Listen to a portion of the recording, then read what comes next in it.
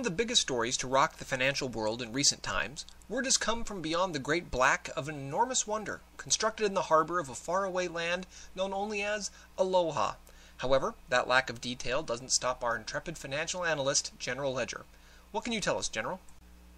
Thanks, Ken.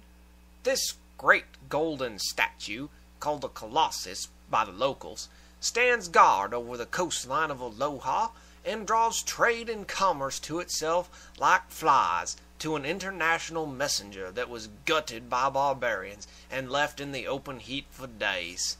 Why, man, he doth bestride the narrow world like a colossus, and we petty men walk under his huge legs and peep about to find ourselves dishonorable graves. Whoa. No idea where that came from, Ken. None. At all. Pretty fancy, though. Back to you. Thanks, General. In other semi-related news, people who have rejected the true light of Confucianism and live in the fantasy lands of make-believe religions got a boost the other day with the construction of a massive temple monument to some fictitious thing or another.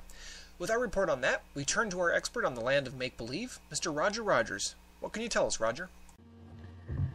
Well, Ken, the Kashi Vishwanath is a remarkable monument to Hindu something. Built at the urging of the legendary prophet Moses, the Kashi Vishwanath is the tallest structure for miles and attracts cartloads of gold donations from the faithful adherents of Hinduanity. For those that are into that pagan stuff, the Kashi Vishwanath is a prime tourist destination. Back to you, Ken. Okay, thanks for that special report, Mr. Rogers. It's now time for a quick check of the weather with everyone's favorite weather girl. Everyone knows it's Wendy. Thanks, Ken. We've got some nasty weather brewing out there, so my number one recommendation, snuggle up to someone special and stay warm. 'Cause baby, it's cold outside. In the jungle lands, it's still nice and warm, but look out the window at that storm. Have just a half a drink more. I've never seen such a blizzard before. Oh, baby, you'll freeze out there. It's up to your knees out there, 'cause baby, it's cold outside. Back to you, Ken, darling. Whew, well, it's warm in here. Thank you for that wonderful report, Wendy. With our final story of the broadcast, we turn to our cultural expert, Mr. Seapants, who has some holiday wishes for us as the entire nation and civilized people everywhere pause to celebrate Confuciusmas. Merry Confuciusmas, fan.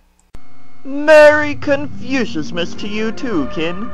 Yes, 'tis the season where we pause to remember all the good things in life and to celebrate the light and wisdom of Confucius.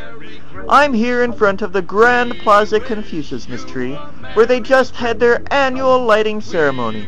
Magnificent! The holiday spirit is spreading throughout the land.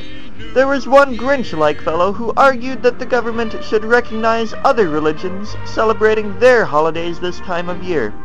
But he was quickly put to death before he could spoil the festive mood.